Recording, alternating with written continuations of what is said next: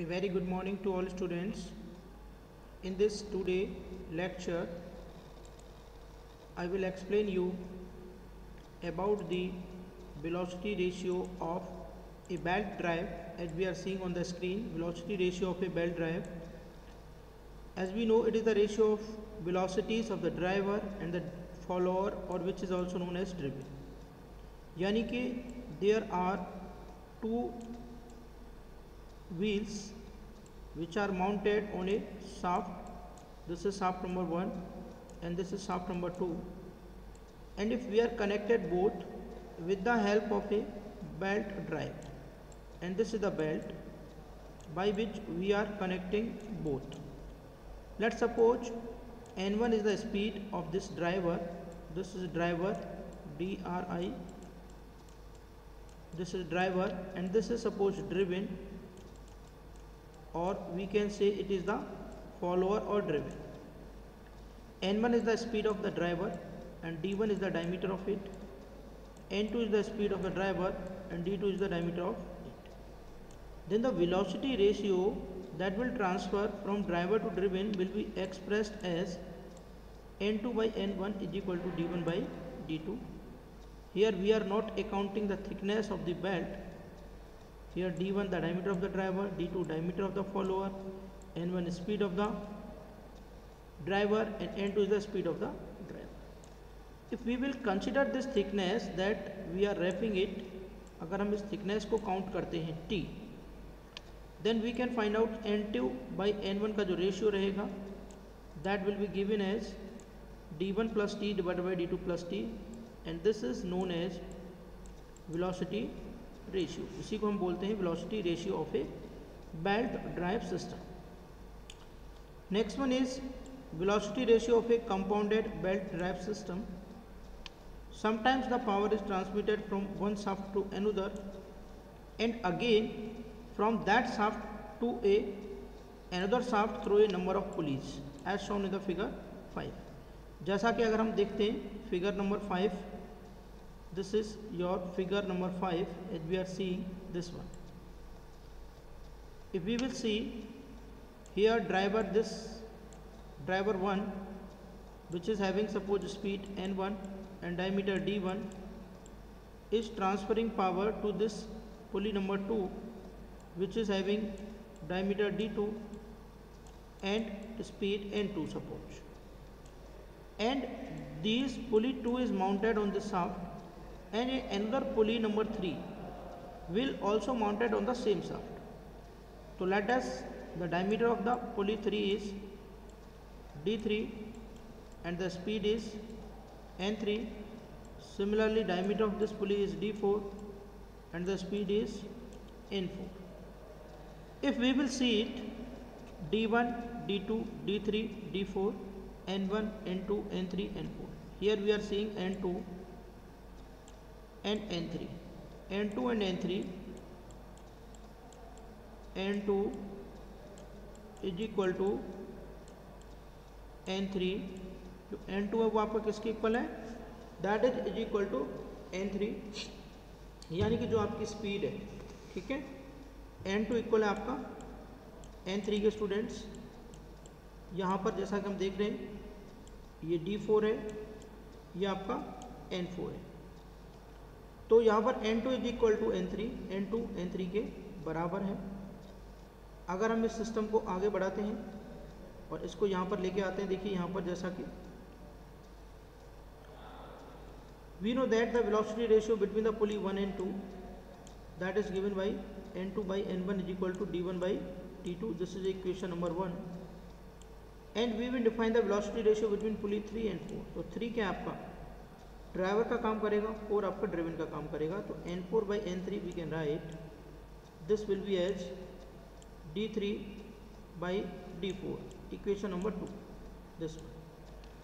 अगर हम क्या करें, इक्वेशन 2 और 1 को मल्टीप्लाई करें, क्रॉस मल्टीप्लाई, तो ये आ जाएगा आपका N4 divided by N3 multiplied में N2 डिवाइडेड बाई N1.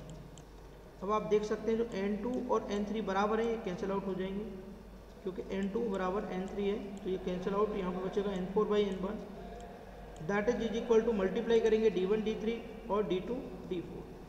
तो यहाँ से हम निकाल सकते हैं कि जो भी अगर हम एक कंपाउंड बेल्ट ड्राइव लेके चल रहे हैं तो जो स्पीड होगी लास्ट ड्रिवन की divided by speed of the first driver, driven last upon में first is equal to product of diameter of the driver, जो ड्राइवर है उन सभी के डायमीटर का product divided by product of diameter of the driven. इस तरीके से हम क्या कर सकते हैं, जो लास्ट ड्रिवन सिस्टम है उसकी वेलोसिटी फाइंड आउट कर सकते हैं। नेक्स्ट आता है student slip of belt. Basically slip क्या होती है कि जब भी आपकी मोशन होती है बेल्ट और शाफ्ट के बीच में, और उनके बीच में अगर एक फ्रिक्शनल ग्रिप होती है बेल्ट और शाफ्ट के बीच में, अगर आपकी बेल्ट और शाफ्ट या जिसको बोले पुली के जिसके ऊपर ये माउंटेड है, दोनों के बीच में जो रिलेटिव मोशन है वो सेम है, यानी रिलेटिव मोशन 0 है, तो वहाँ पर कोई स्लिप नहीं होगी। बट समटाइम्स क्या होता है, जो फ्रिक्शनल ग्रिप है आपकी वो कम हो जाती है, इनसफिशिएंट हो जाती है। इसकी वजह से क्या होगा, जब आपकी ड्राइवर फॉरवर्ड डायरेक्शन में मोशन कर जाएगा without carrying the belt with it, यानी बेल्ट पीछे रह जाती है और जो ड्राइवर है वो आपका आगे चला जाता है, तो इसकी वजह से क्या होगा, दिस में also cause some forward motion of the belt without carrying the driven pulley with it. इसकी वजह से जो बेल्ट है वो भी थोड़ा पीछे रह जाएगी, ड्रिवन पुली को बिना लिए ड्रिवन पुली भी पीछे रह जाएगी। तो this is called slip of the belt, इसको हम क्या बोलते हैं, स्लिप बोलते हैं। ठीक है, स्लिप का मतलब होता है फिसलन। चलिए मान के चलिए अगर हम यहाँ से कंसीडर कर रहे हैं, suppose this is our driver and this is our driven and we are taking a belt, this one, ये यहाँ पर ऊपर रैपअप है।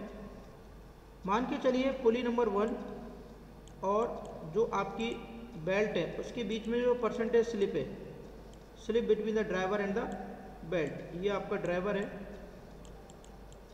Driver and this is your driven, DRIVEN, ये ड्रिवन है और ये आपका ड्राइवर है। Slip between the belt and the follower, S1 percentage क्या है, slip between the driver and the belt, S2 percentage क्या है, slip between the belt and the follower. Belt और फॉलोअर के बीच में क्या है, स्लिप है, S1 percentage, S2 percentage. Velocity of the belt passing over the driver पर second. ठीक है, यानी velocity of the belt passing over the driver पर सेकेंड, अगर हम v की वैल्यू निकालेंगे यहाँ पर, तो जो v है हमारा, this v will come pi d1 n1/60, this one.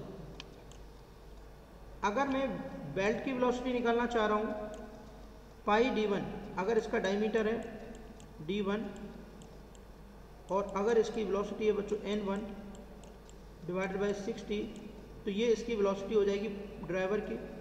Driver और पुली के बीच में जो स्लिप है वो S1 परसेंटेज है, उसको हमें यहाँ से माइनस करना पड़ेगा। देखिए ये जो वेलोसिटी निकाली है उसका S1 परसेंटेज हमने यहाँ से माइनस कर दिया, तो हमारी बेल्ट की वेलोसिटी आ गई पाई d1 n1/60 into 1 minus S1/100। Clear, यानी अगर मैं कहूँ कि इसकी वेलोसिटी v1 है तो v1 में से आपको S1 परसेंटेज माइनस करना पड़ेगा, यानी S1/100 आपको माइनस करना पड़ेगा, और जो वेलोसिटी आएगी वो आपकी बेल्ट की वेलोसिटी आएगी।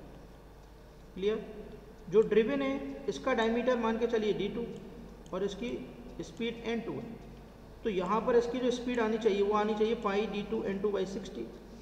ये स्पीड आपकी यहाँ पर आएगी, this will be pi d2 n2 divided by 60 and this will be equal to here v minus v into में S2/100। अगर आप यहाँ पे देखेंगे ये आपका v है माइनस v इंटू में S2 divided by 100, then it will be equal to v, मैंने कॉमन ले लिया यहाँ से, ये 1 माइनस S2/100, ये आपकी आ जाएगी 1 माइनस S2/100। यानी यहाँ से अगर हम पाई d2 n2 डिवाइड बाई 60 की अगर बात करें तो ये आपका आ जाएगा यहाँ पर v माइनस वी इंटू में S2 बाई 100 यानी v इंटू में 1 माइनस S2 बाई 100। अगर हम इसको इक्वल करेंगे, ये पाई d2 n2 बाई 60, ये पाई d1 n1, ये v की वैल्यू हमने पुटअप कर दी यहाँ पर 1 minus S1 1 minus S2 by 100 multiply किया और इस वाले टर्म को नेगलेक्ट कर दिया। ये आ जाएगा आपका टर्म, मल्टीप्लाई करेंगे, यहाँ से एलसीएम लेंगे, प्लस कर दिया, इसको हमने S लिख दिया, S क्या total percentage of the slip, ठीक है। और फाइनली अगर हम थिकनेस को भी काउंट करते हैं बेल्ट की को, तो यहाँ से बेसिकली हमें मिल जाएगा जो भी पर्टिकुलर n2 बाई n1 चल रहा है आपका n2 divided by n1, n2 divided by n1 is equal to d1 plus T divided by d2 plus T into में 1 minus s upon 100। This is 1 minus s upon 100। Next चलते हैं यहाँ पर, ये आता है आपका length of an open belt drive. जब भी हमें ओपन बेल्ट ड्राइव की जो लेंथ है उसका डेरिवेशन ड्राइव करना है, तो ये देखेंगे यहाँ पर ये O1 है, इसका सेंटर O2 है। ये आपकी जो पुली की ग्रिप है, बेल्ट की ग्रिप है, ये देखिए G J E यहाँ तक गैप है और ये एंगल यहाँ पर अल्फा है।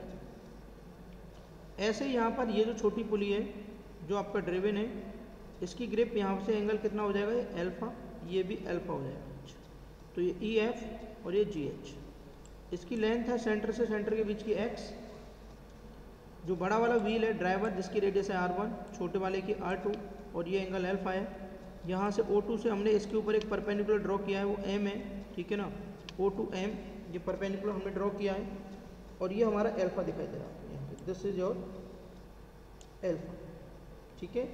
ये E है and this is F, E F, and this one is your G and this one is your H, GH, E, F, G and H, clear? O1, O2 and this is your M and this one, that one we will see. In this case both the pulleys rotate in same direction. इस case में जो दोनों पुली हैं आपकी same direction में rotate करेंगी। एक तो आपकी ये वाली डायरेक्शन है ऐसे और ये भी आपकी डायरेक्शन ऐसे।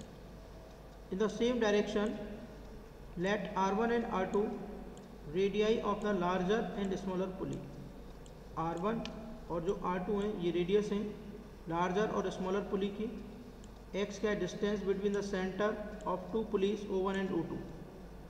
ये दो पुली हैं, इनके सेंटर के बीच की डिस्टेंस है आपकी this one X। Total length of the belt, total length अगर हम यहाँ से स्टार्ट करेंगे तो total length of the belt है आपकी L।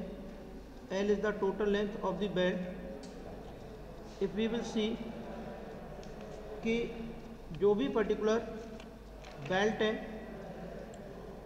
Late the belt leave the larger pulley at E and G and the smaller pulley at E and F H, as shown in the figure 10 that we have seen. Through O2, draw O2M parallel to FE. And from the geometry of the figure we find that O2M will be perpendicular to O1E, that the angle MO2 O1 is equal to alpha radian। जैसा कि हम यहाँ पे देख रहे हैं O2 this one M O1, ये जो एंगल आपको देख रहे हैं ये कितना है आपका, this angle is your alpha as we are seeing।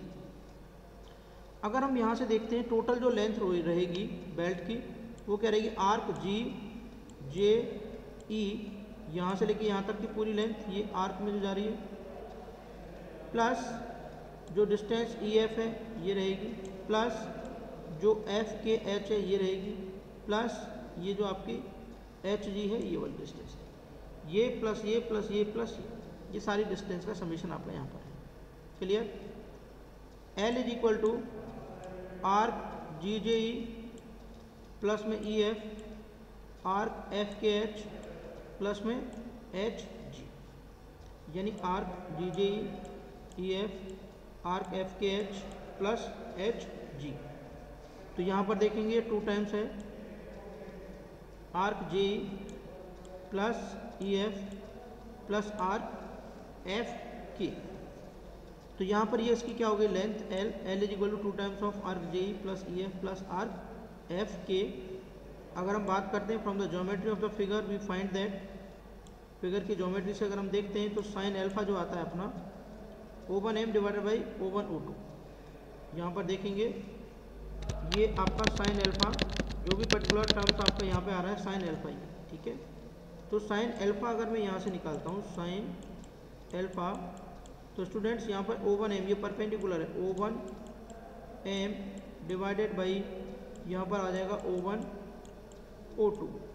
और O1m निकालने के लिए हमें क्या करना पड़ेगा, यहाँ पर O1m निकालने के लिए O1e में से जो आपका रेडियस है उसमें से हमें माइनस करना पड़ेगा EM को, और EM आपकी किसके बराबर है O2F के बराबर है, और नीचे आ जाएगा O1O2। O1O2 तो आपका x है भाई, O1E अगर हम बात करें तो ये हो गई R1 रेडियस बड़े वाले की, माइनस EM यानी ये यहाँ से लेके यहाँ तक की डिस्टेंस ये किसके बराबर है O2F के, तो ये क्या हो जाएगा R2, और नीचे अगर हम बात करते हैं O1O2 तो ये हो जाएगा आपका x। तो यानी ये आपका साइन एल्फा आ गया R1 minus R2 divided by x। Next ये देखेंगे R1 minus R2 divided by x, alpha small है तो साइन एल्फा को एल्फा लिख सकते हैं students R1 minus R2 divided by x, clear. अब देख लेते हैं आर्क जेई, तो जो आर्क जेई है उसको भी अगर हम देख लेते हैं इधर, क्योंकि आर्क बराबर क्या होता है, आर्क बराबर होता है एंगल इनटू में रेडियस। जैसे अगर कोई आर्क है और ये आर्क यहाँ पर कोई एंगल सब्सटेंड कर रहा है, ये मान के चलो थीटा है, इसकी रेडियस r है और इसकी लेंथ l है। तो अगर आपको इसकी एंगल निकालना है theta, angle is equal to क्या होता है arc upon radius, arc upon radius. तो अगर मैं यहाँ से आर्क निकालता हूँ तो थीटा इंटू रेडियस आ जाएगा, theta into radius, theta into r आ जाएगा, तो थीटा इंटू में r that will be arc theta into radius, ठीक है। ये आ जाएगा आपका यहाँ पे थीटा इंटू रेडियस। तो अगर हम यहाँ पर देखते हैं ये आपका arc J is equal to आ जाएगा थीटा, तो ये थीटा कितना है आपका π/2 प्लस एल्फा। देखिए यहाँ पर जब हम आर्क जे की बात करेंगे तो ये पूरा आर्क है, ये पूरा, तो पूरा जो एंगल है, अगर मैं पूरा एंगल में से आर्क सिर्फ जे की बात करूँ, ये जो जे आर्क है आपका ये यहाँ से लेके यहाँ तक है, ठीक है। तो ये 90 डिग्री, तो ये एंगल ऐड हो रहा है प्लस इसमें एल्फा ऐड हो रहा है, ठीक है ना, π/2 प्लस एल्फा, और ये आर्क जे की लेंथ आ जाएगी, रेडियस से मल्टीप्लाई कर दो। तो देखो यहाँ पर हमने क्या लिखा है R1 इंटू π/2 प्लस एल्फा, बिल्कुल सही है। आर्क एफ कैसे निकालेंगे, तो वही R2 π/2 माइनस एल्फा आ जाएगा, ठीक है। ई एफ की वैल्यू हम निकाल सकते हैं MO2, O1 माइनस O2 का होल स्क्वायर माइनस O1m, तो ये आपकी ई एफ की भी वैल्यू यहाँ पर आ गई। ई एफ अगर आप निकालोगे MO2 के बराबर हो जाएगा, ई एफ आपका कहाँ है, ये रहा। जैसे अगर आप निकालेंगे ई और ये एफ इसकी वैल्यू, ठीक है, तो ये इसकी वैल्यू किसकी इक्वल है O2m के इक्वल है। O2m इस ट्रायंगल को पाइथागोरस यूज करके निकालेंगे तो इससे आपकी ई एफ की भी मदद हो जाएगी। ये ई एफ आ गया, अब इसको एक्सपेंड किया हमने, ई एफ इसको सॉल्व किया, ये एल लेंथ आ गई आपकी इस पर्टिकुलर लेंथ में, जहाँ पर एल्फा क्या है आपका R1 माइनस R2। तो फाइनली अगर हम इसको सॉल्व करेंगे तो it will be L is equal to pi into में R1 plus R2 plus 2x plus R1 minus R2 का होल स्क्वायर अपॉन में x, ठीक है। तो ये आपका length of open belt drive का फॉर्मूला आ गया। Thank you very much.